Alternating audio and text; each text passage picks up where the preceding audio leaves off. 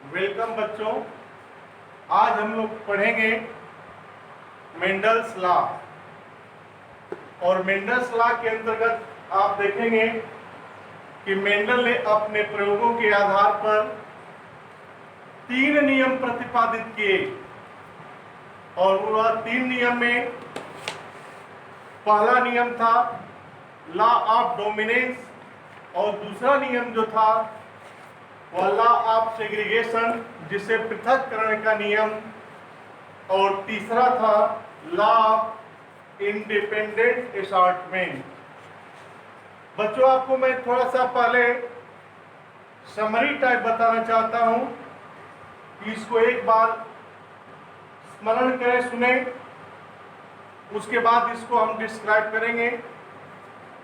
तो हम पढ़ेंगे मेंडल का नियम।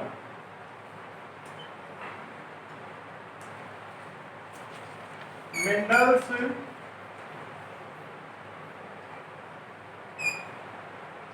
लॉ।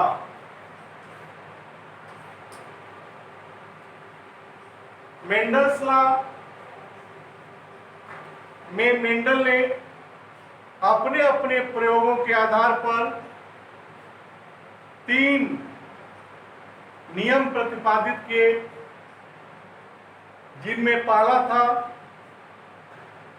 प्रभाविता का नियम, और दूसरा था पृथक्करण का नियम, और तीसरा था स्वतंत्र अपव्यूहन का नियम। जिसमें पहला नियम जो प्रभाविता का नियम है,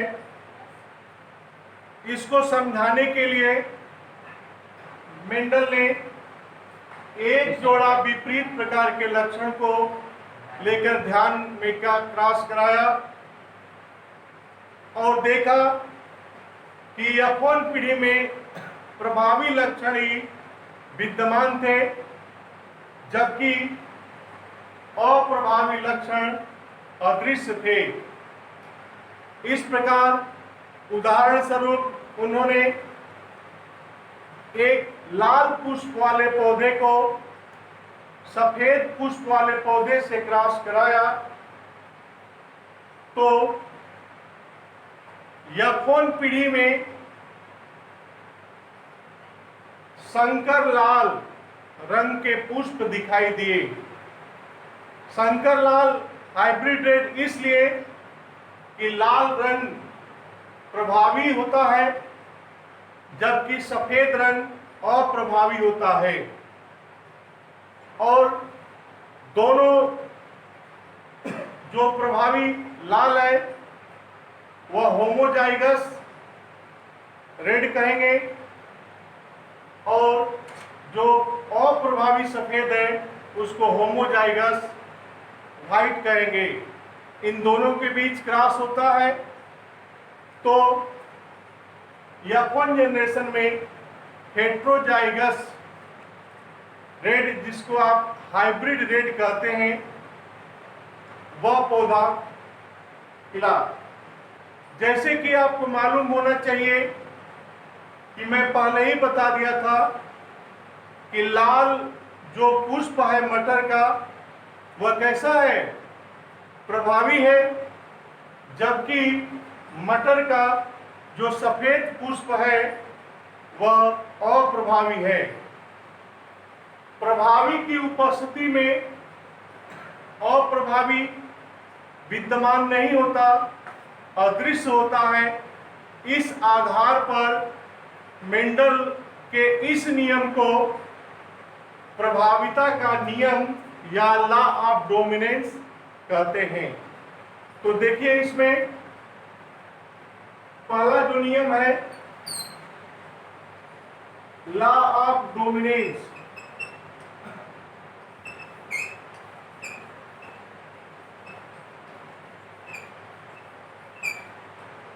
जिसको प्रभाविता का नियम कहते हैं। यह पहला नियम था उनका। इसमें उन्होंने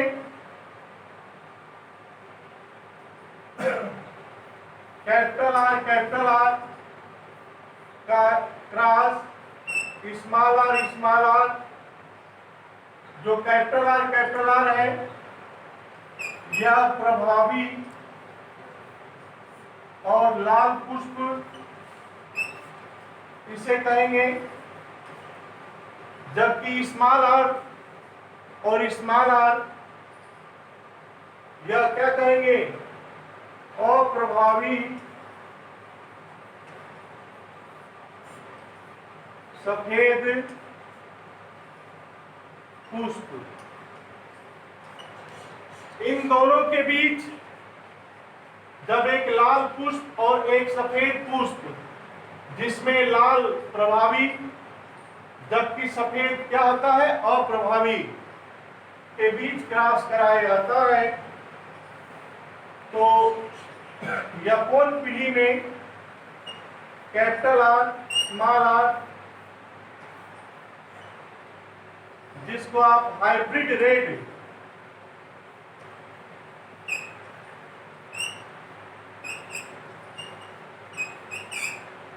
संकर लाल रंग के पुष्प दिखाई दिए F1 पीढ़ी में। संकर इसलिए कि इसमें दोनों का सम्मिश्रण है, यद्यपि इसमें अप्रभावी रंग सफेद विद्यमान है, लेकिन कैपिटल आर की उपस्थिति में यह सफेद रंग अदृश्य होता है और केवल लाल रंग ही दिखाई देता है, और लाल रंग प्रभावी कहलाता है, जिसके आधार पर इसको आप प्रभाविता का नियम कहते हैं। ठीक है बच्चों, अब आइए देखते हैं जो दूसरा नियम है मेंडल का, वह लॉ ऑफ सेग्रीगेशन, जिसको हम पृथक्करण का नियम कहते हैं।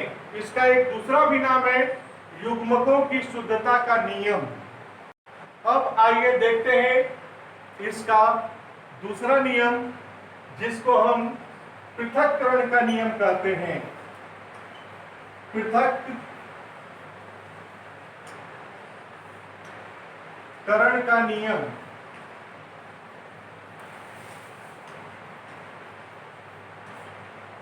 लॉ ऑफ सेग्रीगेशन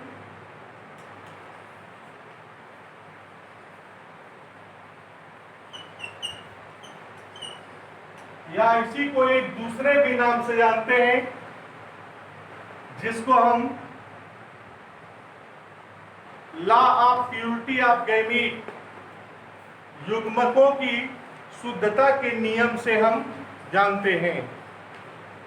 इसी को हम एक दूसरा भी नाम देते हैं युग्मकों की शुद्धता का नियम, जिसको लॉ ऑफ प्योरिटी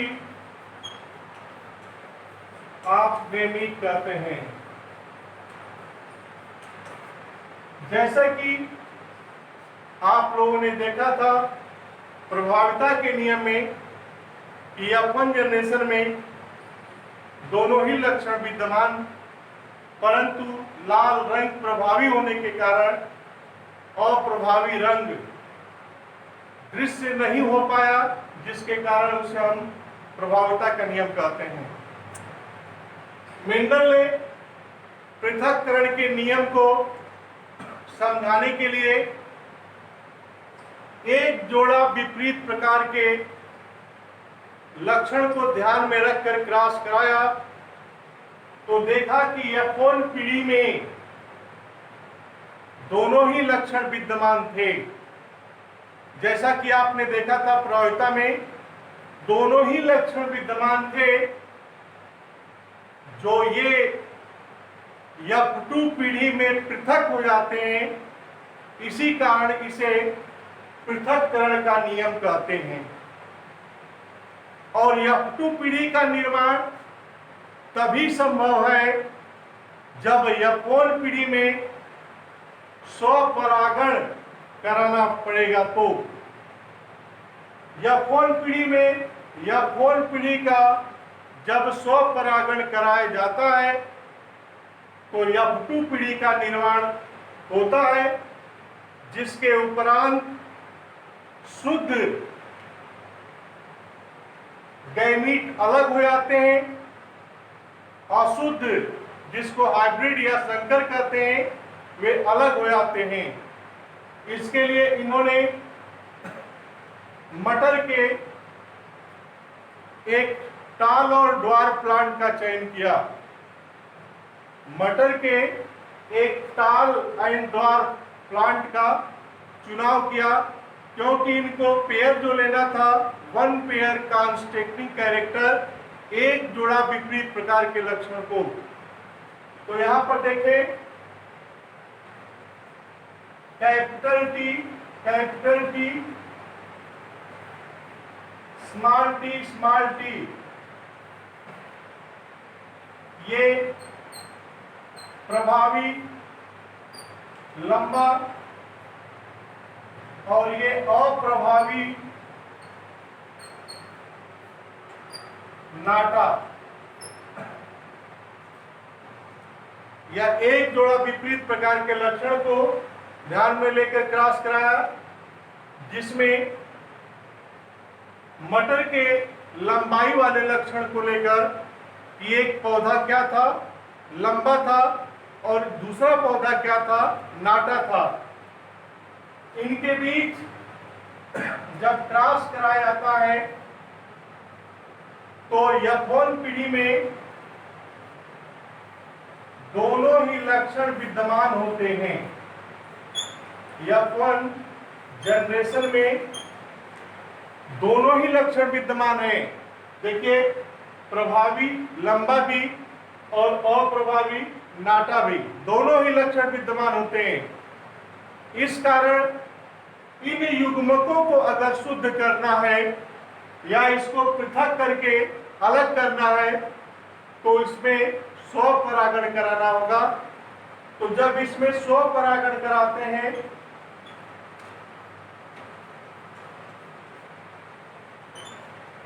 और स्वपरागण का मतलब F1 पीढ़ी में F1 पीढ़ी का कराया गया क्रॉस, जिसके उपरांत F2 पीढ़ी का निर्माण होता है, और F2 पीढ़ी में ही ये सारे के सारे युग्मक शुद्ध अशुद्ध अलग हो जाते हैं। इसी आधार पर इसे युग्मकों की शुद्धता के नियम के नाम से भी जानते हैं, जिसे law of purity of gamete. तो देखिए बच्चों, स्वपरागण कैसे होता है? जब कैपिटल टी स्मॉल टी का cross capital T small T से होता है तो ये कैपिटल टी जब इस कैपिटल टी से मिलता है तो कैपिटल टी और कैपिटल टी, उसी तरह से स्मॉल टी का कैपिटल टी से होता है तो कैपिटल टी स्मॉल टी। ठीक उसी प्रकार से स्मॉल टी का कैपिटल टी से तो कैपिटल टी स्मॉल टी, और स्मॉल टी का स्मॉल टी से, तो इसको हम कहते हैं F2 जनरेशन, F2 पीढ़ी। इस प्रकार से जो F2 पीढ़ी का निर्माण होता है, इसमें आप देखें कि ये क्या है, होमोजाइगस टाल।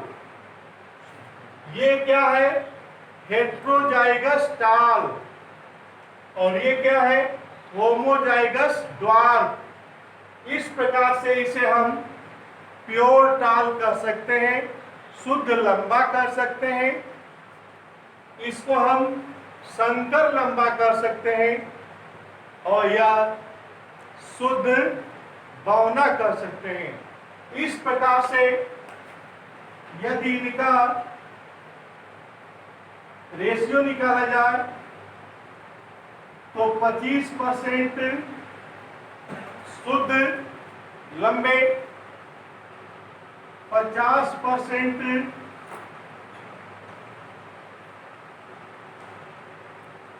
हाइब्रिड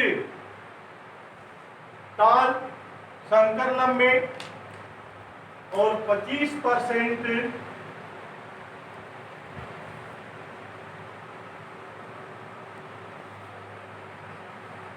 शुद्ध बौने पौधे प्राप्त होते हैं F2 पीढ़ी में, जिसमें ये लक्षण जो अप्रभावी का दबा हुआ था, वह लक्षण कहाँ दिखाई दिया, F2 जनरेशन में जाकर के वह प्रकट हुआ। इसी के कारण इसको हम पृथक्करण का नियम या लॉ ऑफ सेग्रीगेशन कहते हैं। तो इसका जीनो और फिनोटाइप पूछा जाता है, तो इसका जीनोटाइप जो होगा, जीनोटाइप रेशियो 1:2, 2:1। अर्थात एक 4 पौधे अगर हैं तो एक पौधा उसमें से क्या होगा, शुद्ध लंबा होगा। 2 पौधे क्या होंगे, संकर लंबे होंगे और एक पौधा शुद्ध नाटा होगा। इस प्रकार से हम शुद्ध और अशुद्ध को अलग करके युग्मकों की शुद्धता के नियम को परिभाषित किया गया। आइए अब देखते हैं इसका फिनोटाइप रेशियो क्या होता है। फिनोटाइप रेशियो, फिनोटाइप रेशियो में आप देखेंगे कि किसी भी लक्षण का बाह्य रूप से दिखाई देना फिनोटाइप या दर्श रूप कहलाता है।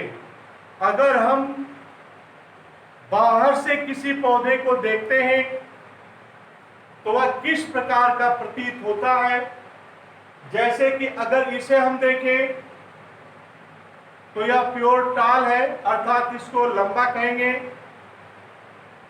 कैपिटल टी की उपस्थिति में स्मॉल टी का कोई प्रभाव नहीं, प्रभावी की उपस्थिति में अप्रभावी का कोई लक्षण विद्यमान नहीं होता। इसलिए ये 75% देखने में वह प्रभावी दिखाई देते हैं, जबकि केवल 25% ऐसे हैं जो ड्वार्फ या बौने दिखाई देते हैं। इस प्रकार से अगर इसका फिनोटाइप रेशियो निकाला जाए तो यहां से लेकर के यहां तक ये 75% ये टाल है, 75% क्या है, टाल है, और 25% केवल क्या है, ड्वार्फ है। इस प्रकार से इनका फिनोटाइप रेशियो अगर निकाला जाए, दर्श रूप निकाला जाए तो 3:1 प्राप्त होता है। एक बार पुनः मैं आपको बताता हूं कि जीनोटाइप क्या होता है, फिनोटाइप क्या होता है, एलील क्या होते हैं। फिनोटाइप में किसी भी लक्षण का बाह्य रूप से दिखाई देना दर्श रूप अर्थात फिनोटाइप कहलाता है। जबकि जीनोटाइप क्या होता है, किसी भी एलील के जोड़ों का संकेत, एलील के जोड़ों का संकेत क्या है? जैसे ये एलील है, कहा जाएगा capital T capital T, capital T small T और स्मॉल टी, ये तीन ही पॉसिबल कंडीशन है, इनको एलील कहा जाता है। तो किसी भी एलील के जोड़ों का संकेत ही जीनोटाइप कहलाता है। और एलील क्या होता है? एक ही जीन के दो वैकल्पिक प्रकार हैं। दो वैकल्पिक प्रकार में क्या है? अगर एक कैपिटल टी है तो दूसरा क्या होगा? एक स्मॉल टी होगा, या दोनों में से कोई एक होगा, यह उसका एलील कहलाता है। इस प्रकार से पृथक्करण के नियम में हमें यह जानने को मिला कि F1 पीढ़ी में जो लक्षण दबे हुए थे वे लक्षण F2 पीढ़ी में जाकर प्रकट हो गए, जिसके कारण इस नियम को प्रतिपादित किया मेंडल ने, और नाम इसका लिखा रखा पृथक्करण का नियम। और सभी इसमें शुद्ध अलग हो गए और अशुद्ध अलग हो गया, जिसके आधार पर एक इसका दूसरा भी नाम दिया जाता है, जिसको हम युग्मकों की शुद्धता का नियम कहते हैं।